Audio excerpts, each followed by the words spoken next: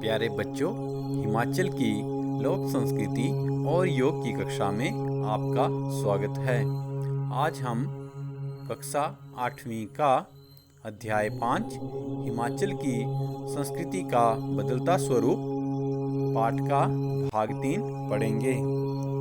भाग 1 और 2 में हमने पढ़ लिया है कि तिलक के घर विदेशी मेहमान प्रिंस, उसका भतीजा जैक और भतीजी लीजा आए हुए हैं और वह उन्हें हिमाचली पोशाक पहनने के लिए देते हैं और प्रिंस को किन्नौरी टोपी उपहार के रूप में देते हैं।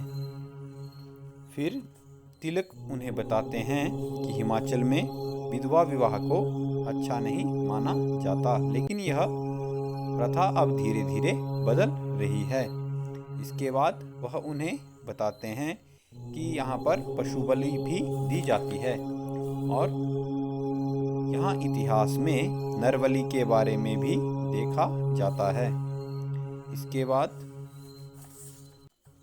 बलवीर सिंह बच्चों को नाटी करवाने के लिए सांस्कृतिक कार्यक्रम में भाग लेने के लिए हमीरपुर ले जा रहे हैं। इसके बाद जैक तिलक से सती प्रथा के बारे में भी पूछते हैं कि क्या अब भी इसका प्रचलन है। तो तिलक उन्हें बताते हैं कि पहले यहाँ पर सती प्रथा का चलन था, लेकिन अब यह नहीं है। इसके बाद तिलक उन्हें बताते हैं कि यहाँ पर जो हिमाचली लोग हैं वह देवता को पालकियों पर इधर उधर ले जाते हैं। जैक के पूछने पर तिलक बताते हैं कि यहाँ पर देवता के निर्णय को ही लोग अंतिम निर्णय मानते हैं। अगर आपस में किसी का झगड़ा हो जाता है तो वह देव निर्णय का ही फैसला अंतिम मान लेते हैं। इसके बाद हम आगे पढ़ते हैं। बच्चों, आप अपनी किताब का पृष्ठ 36 निकाल लें और वीडियो के साथ साथ किताब में देखते रहें। तभी सभी गाड़ी में बैठकर एक गांव जा पहुंचे। प्रिंस कहते हैं, ये देखो, यहाँ मेरा मित्र विजय रहता है, चलो उसके घर चलते हैं। तब तिलक कहते हैं, विजय का फोन आया था, वह नोगली गया है, मगर चंद्र यहीं है, उसके घर चलते हैं। सभी पर्यटक चंद्र के घर पहुंचे। चंद्र कहते हैं, स्वागतम, आइए, आज तो विदेशी मेहमान भी आए हैं। प्रिंस कहते हैं, ये मेरा भतीजा जैक व मेरी भतीजी लीजा है। जैक कहता है, हेलो अंकल।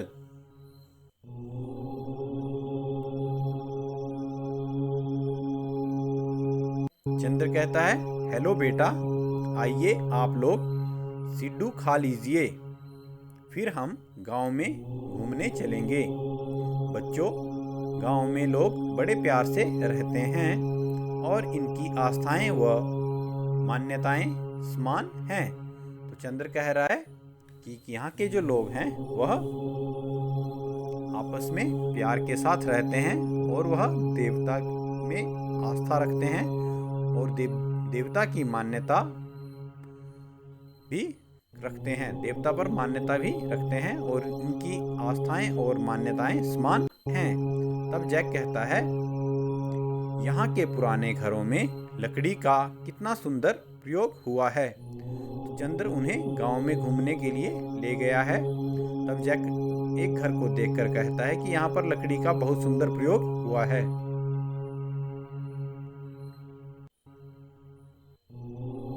तब तिलक कहता है, हाँ, यहाँ के सभी पुराने मकान काटकुनी शैली के बने हैं। तो बच्चों, आप चित्र में देख रहे होंगे एक काटकुनी शैली में बना हुआ मकान आप देख पा रहे होंगे। देखो, इन घरों की दीवारों में भी लकड़ी का प्रयोग किया जाता है तथा छत पर स्थानीय स्लेट प्रयोग किए गए हैं। परंतु अब नए घर सीमेंट, लोहा और पत्थर से बन रहे हैं। तो तिलक उन्हें बता रहे हैं कि यहाँ पर जो है पुराने घर काटकूनी शैली से बने होते हैं और इन घरों की दीवारों पर भी लकड़ी का प्रयोग किया जाता था और छत पर भी स्लेट का प्रयोग होता है। परंतु अब जो नए घर बन रहे हैं उनमें सीमेंट, लोहा और पत्थर लगाया जा रहा है। यहाँ लोग स्थानीय पहनावे में कम ही दिखाई दे रहे हैं। अधिकतर लोगों ने टी शर्ट, जीन्स तथा सूट पहने हैं। तो लीजा कह रही है कि यहाँ का जो स्थानीय पहनावा है उसमें लोग कम ही दिख रहे हैं और यहाँ के लोग भी टी शर्ट, जीन्स और सूट पहन रहे हैं। जो यहाँ के लोग हैं वह भी स्थानीय पहनावे में नहीं दिख रहे हैं। तब दिल कहते हैं, हाँ, समय के साथ साथ लोगों के खान पान व पहनावे में अंतर आया है। लोग स्थानीय पहनावे के साथ साथ अब अन्य रेडीमेड वस्त्रों को अधिक महत्व दे रहे हैं। परंतु विशेष अवसरों जैसे शादी, त्योहारों के समय आज भी लोग स्थानीय पहनावा, खान पान व मान्यताओं को अधिक महत्व देते हैं। तो तिलक कह रहे हैं कि यहाँ के जो लोग हैं उनका खान पान और पहनावा अब बदल रहा है और वह स्थानीय पहनावे के साथ साथ अन्य रेडीमेड वस्त्रों को भी महत्व दे रहे हैं। लेकिन शादियों में, विवाह में, त्योहारों में वे आज भी स्थानीय पहनावा और खान पान को ही मान्यता देते हैं, उसको ही ज़्यादा प्रयोग करते हैं। जैक कहता है, यहाँ की स्थानीय पोशाक को कहाँ तैयार किया जाता है? जो यहाँ की स्थानीय पोशाक है उसे कहाँ बनाया जाता है?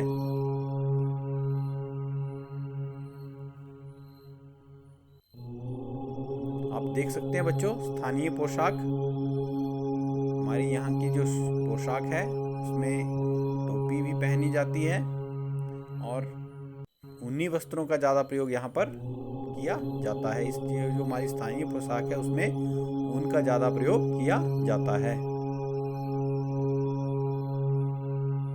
चंद्र कहता है, यहाँ के लोग स्थानीय पोशाक, टोपी, शॉल व अन्य ऊनी वस्त्र स्वयं खड्डी द्वारा तैयार करते हैं।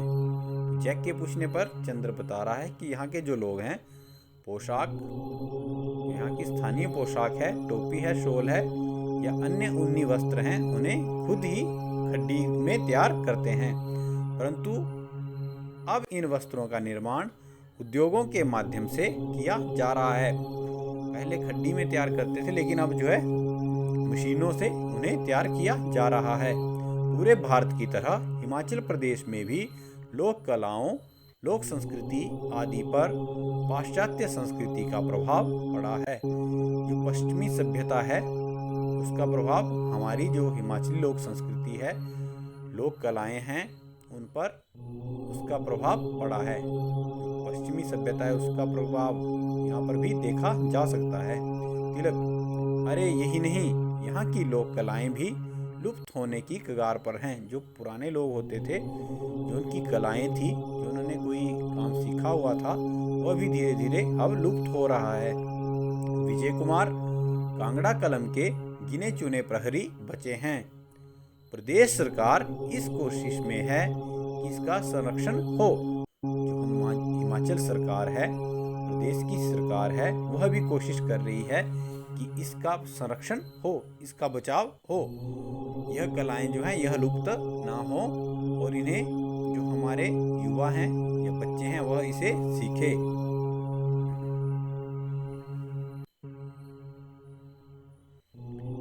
खेल तमाशे, रासलीला, रामलीला की लोकप्रियता टीवी व रेडियो के बाद कम हुई है। जो यहाँ के खेल तमाशे थे, रासलीला थी या नवरात्रों के समय जो आजकल अभी नवरात्रि हुए उनमें रामलीला की जाती थी, लेकिन उसकी लोकप्रियता टीवी व रेडियो के कारण या आजकल तो ऐसा भी कह सकते हैं कि मोबाइल के कारण उनकी लोकप्रियता कम हो रही है। लेकिन इन्हें बचाने के प्रयास जारी हैं। लेकिन फिर भी जो खेल तमाशे हैं, रासलीला है, रामलीला है या अन्य जो हिमाचली लोकगीत हैं, लोक कलाएं हैं, उन्हें बचाने के प्रयास जो हैं वह जारी हैं। तो चंद्र कह रहे हैं चलो चलो छोड़ो, चलो घर वापिस चलते हैं, मुझे रात को गांव की एक शादी में शामिल होना है। सभी घर की तरफ वापिस चल दिए। चंद्र कहता है कि मुझे एक शादी में जाना है शाम को, तो चलो घर चलते हैं। तो लीजा कहती है अंकल, मैंने सुना है कि यहाँ की शादियाँ बड़ी मनोरंजक होती हैं, कि यहाँ की जो शादियाँ हैं बड़ी मनोरंजक, मन को अच्छी लगने वाली होती हैं। हाँ, और यहाँ का खान पान भी बड़ा अच्छा है। तो लीजा पूछ रही है यहाँ की शादियों के बारे में कुछ बताएं। तो लीजा पूछती है कि यहाँ की शादियों के बारे में हमें भी कुछ बताएं। तिलक कहते हैं वैसे तो हिमाचल प्रदेश में विवाह शादी में प्राचीन लोकगीत व नृत्य होते हैं तथा प्राचीन परंपराएं निभाई जाती हैं, लेकिन बदलते समय में पुराने वाद्य यंत्रों के स्थान पर नए वाद्य यंत्र आ रहे हैं। यही नहीं, धाम में रोटी परोसने के अलावा स्टैंडिंग खाना देने, होटलों में विवाह करने या मंदिर, न्यायालय आदि में विवाह के नए रूप उभरे हैं। हिमाचल प्रदेश में विवाह का स्वरूप बदल रहा है। तो बच्चों, आप सबने भी देखा होगा कि जो हिमाचली शादियां होती हैं अब वहाँ पर लोकगीत व लोक नृत्य कम ही देखने को मिलते हैं। अब जो है आप देखेंगे कि डीजे पर नाच किया जाता है तथा प्राचीन जो परंपराएं हैं उन्हें कम ही निभाया जा रहा है, लेकिन पुराने जो वाद्य यंत्र थे वो हमें किसी भी तरह से नुकसान नहीं पहुंचाते थे और वह बहुत अच्छे थे। और उनके स्थान पर आजकल जो है नए वाद्य यंत्र आ रहे हैं। और धाम में भी जो हमें शादियों में खाना मिलता है उसमें भी अब रोटी के अलावा स्टैंडिंग खाना देने, आपने भी देखा होगा कि स्टैंडिंग अब हो गया है। होटलों में विवाहों, होटलों में या मंदिर में या कोर्ट में ही विवाह लोग कर रहे हैं। पहले क्या होता था कि लोग घरों में ही शादियां करते थे, लेकिन अब होटलों में कर रहे हैं, मंदिर में कर रहे हैं और न्यायालयों में शादियां कर रहे हैं। तो हिमाचल में भी विवाह का स्वरूप बदल रहा है। लीजा कहती है हमारे यहाँ शादियां चर्च में होती हैं। ईसाई धर्म में चर्च का बड़ा महत्व है। तो लीजा बोल रही है कि हमारे यहाँ तो शादियां चर्च में ही होती हैं और ईसाई धर्म में चर्च का बड़ा महत्व है।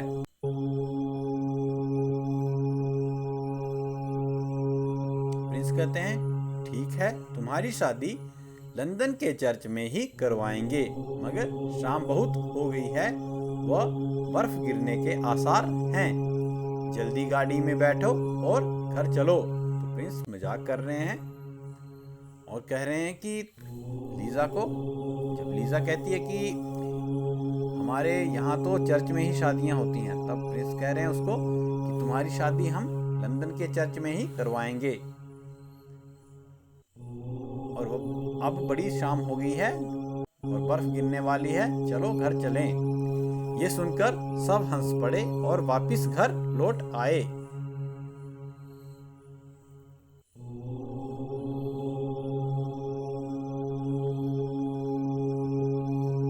बच्चों, यह वीडियो आपको कैसी लगी कमेंट बॉक्स में आप जरूर लिखें और अपने सुझाव भी आप कमेंट बॉक्स में दे सकते हैं। धन्यवाद।